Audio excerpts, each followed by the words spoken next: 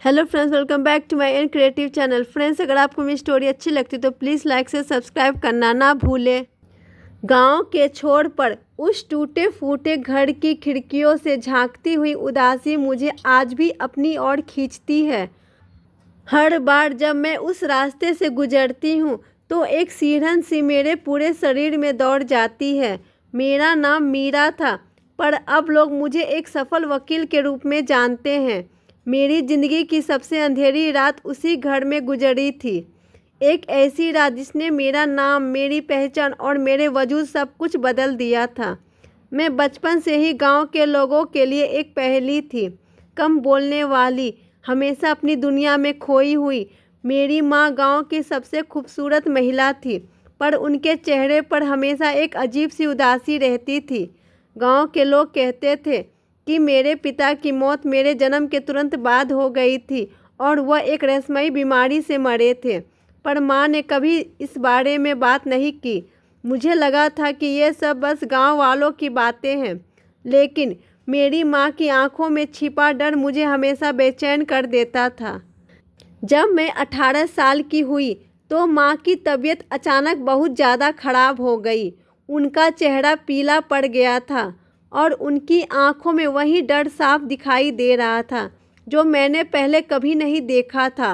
उन्होंने कांपते हाथों से तकिए के नीचे छिपी एक पुरानी डायरी मुझे थमाई। मीरा, इसमें हमारी ज़िंदगी का सबसे बड़ा सच है। इसे तब तक मत खोलना जब तक मैं ना कहूँ। लेकिन माँ ने कभी कुछ नहीं कहा।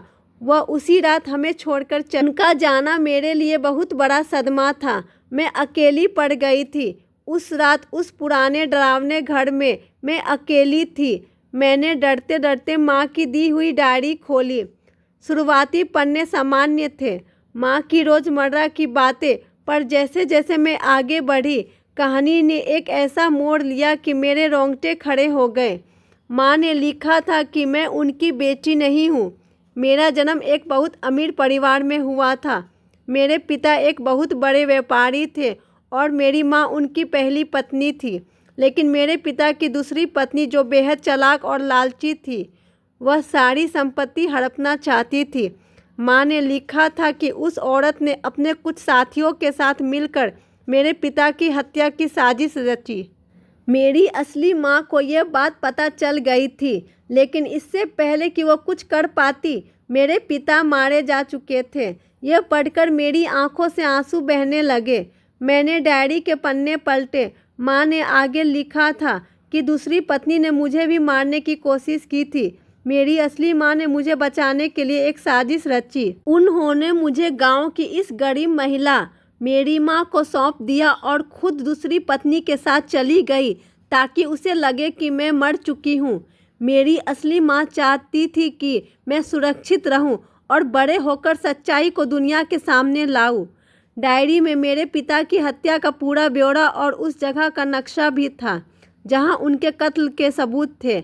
आखिरी पन्ने पर लिखा था, मीरा, तुम्हारी जिंदगी का सच ये नहीं है कि तुम एक अनाथ हो, बल्कि ये है कि तुम एक वारिस हो। लेकिन तुम्हारा वारिस होना तभी सच होगा जब तुम मेरे पिता की मौत का बदला लोगी।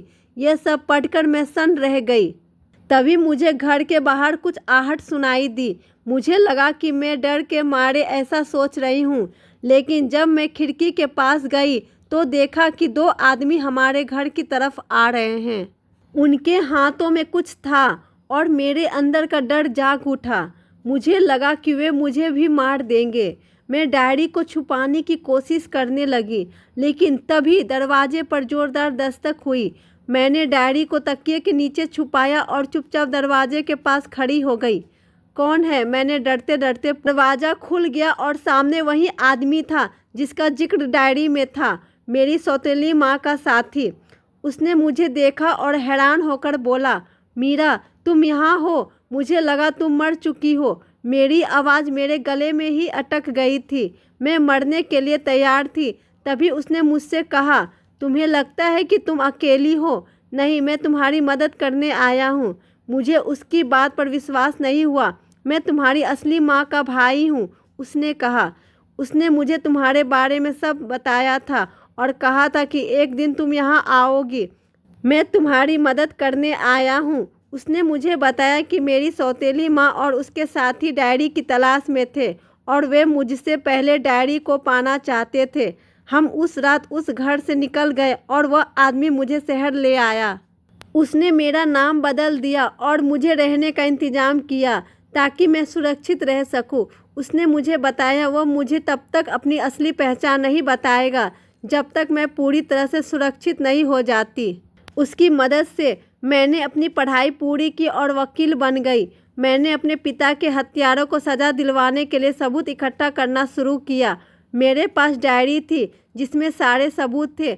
मैंने एक वीडियो बनाया जिसमें मैंने अपनी पूरी कहानी बताई। वह वीडियो रातों रात वायरल हो गया। लोगों ने मेरी कहानी पर विश्वास किया और हमें मदद की पेशकश की। हमारी कहानी ने लोगों के अंदर न्याय के लिए लड़ने की भावना जगा दी थी। लेकिन तभी मेरे पिता को एक मैसेज आया, मीरा तुम्हारी कहानी अब ख़त्म हो गई है। यह मेरी सौतेली माँ की तरफ से था। हम जानते थे कि अब हमें उनसे लड़ना होगा। हम कोर्ट में गए और अपनी कहानी को साबित किया। हमारी कहानी की वजह से मेरी सौतेली माँ और उनके साथियों को सज़ा मिली। आज मैं वकील हूँ जो लोगों को न्याय दिलाती हूँ। मैं अपनी कहानी को हर जगह बताती हूँ ताकि लोग यह जान सके कि सच्चाई कभी नहीं मरती और मेरे पिता मेरे साथ है। हम एक परिवार है और अब हमें कोई जुदा नहीं कर सकता। लेकिन मैं अब भी उस रात के बारे में सोचती हूँ जिसने मेरी पूरी ज़िंदगी बदल दी।